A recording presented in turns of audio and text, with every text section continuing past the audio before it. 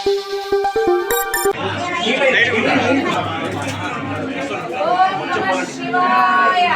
हर महादेव शंभो शंकर। ओम नमः शिवाय। महादेव शंभो शंकर। हर हर महादेव शंभो शंकर। ओम नमः महादेव शंभो शंकर। महादेव शंभो शंकर। ओम नमः शिवाय। ओम नमः शिवाय। ओम नमः शिवाय। ओम हर हर महादेव शंभो शंकर। ओम हर हर महादेव शंभो शंकर। ओम नमः शिवाय। ओम नमः शिवाय। ओम नमः शिवाय। ओम नमः शिवाय। ओम नमः शिवाय। ओम नमः शिवाय।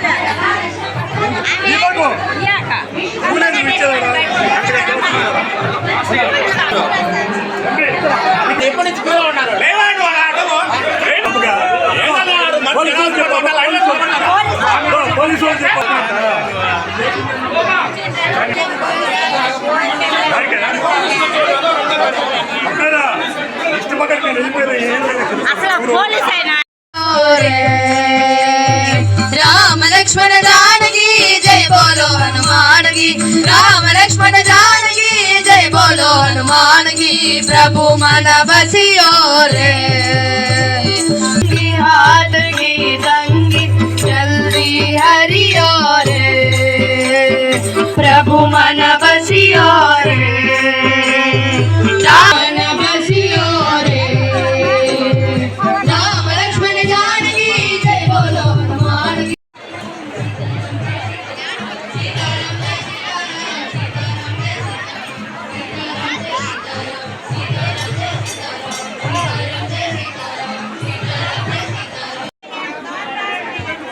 हर हर महादेव शंभो शंकर।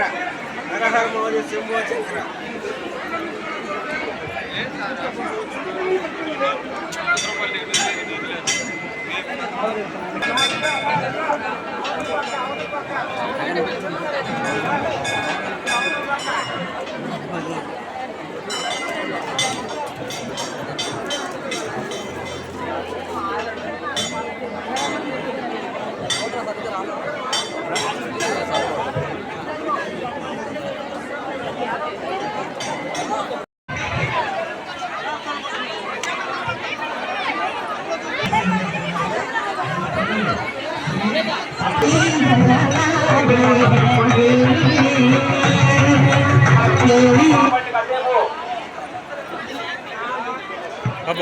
పిల్లలు రెడీ?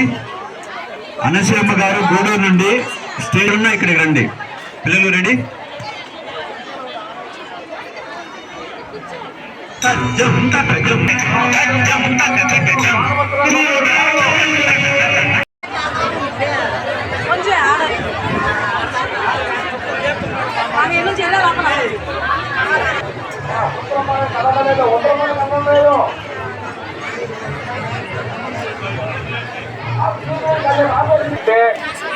భక్తులకు వచ్చే వెయిట్ చేస్తారు, ఇబ్బంది లేదు.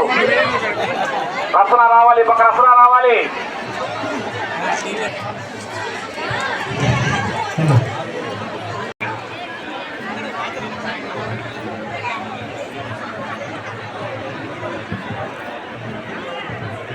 లైన్ కదరా.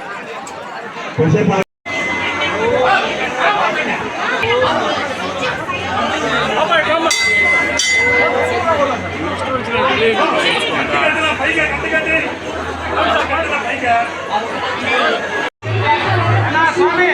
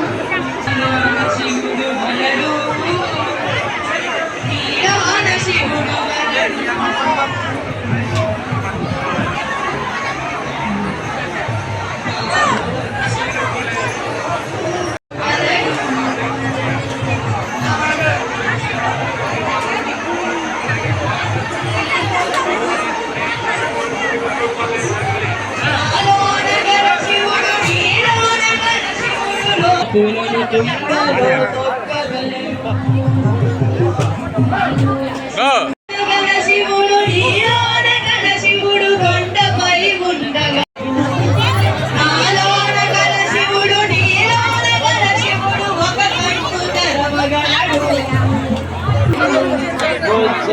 రెంటిని మూయగలడు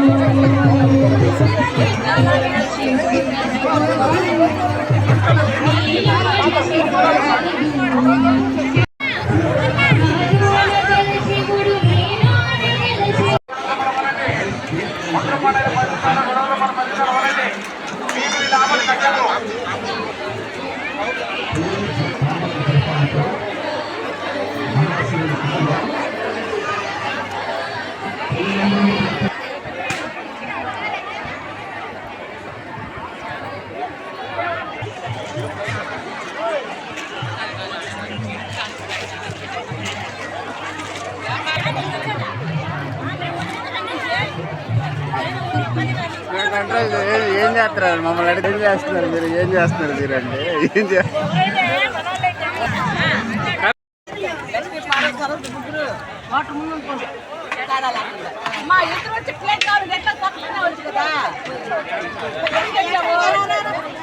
ఏం ఇస్తాము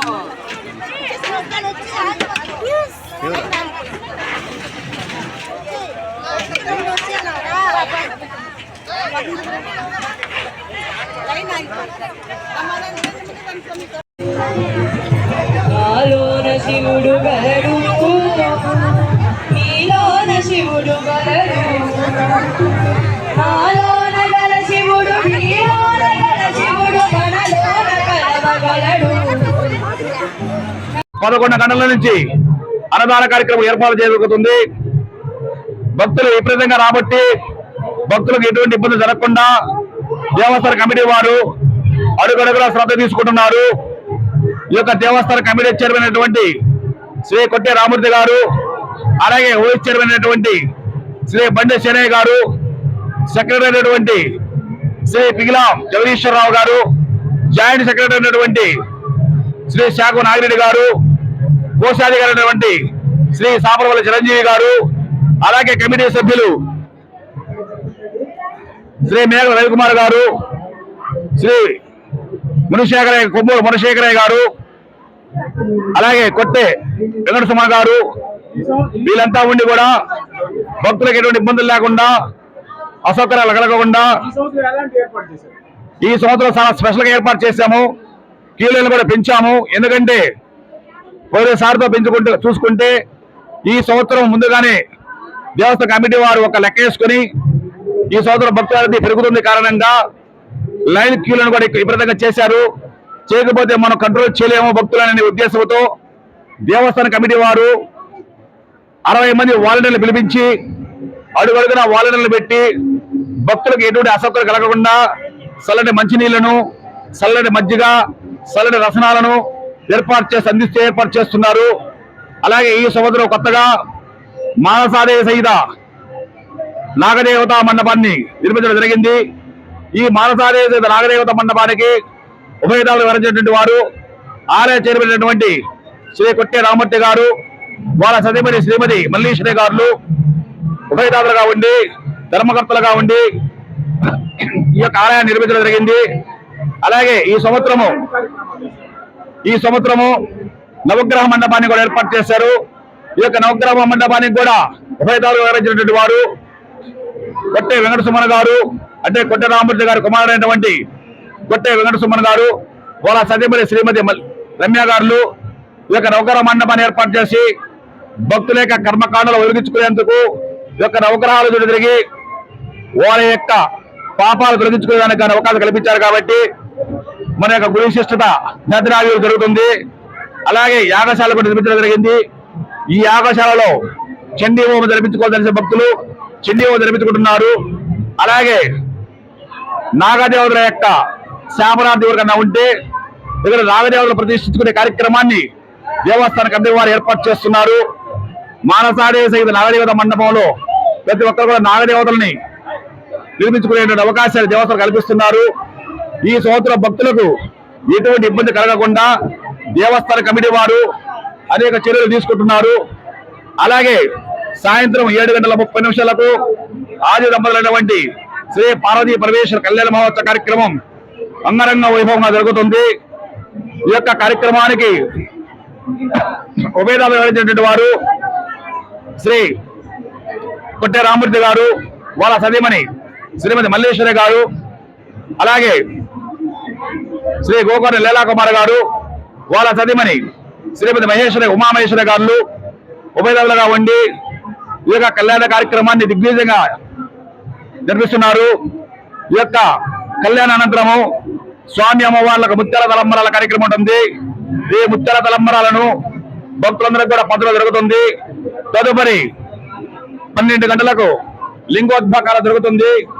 లింగోద్భాకారం అంటే ఆ మహాదేవుడు, ఆ పరమేశ్వరుడు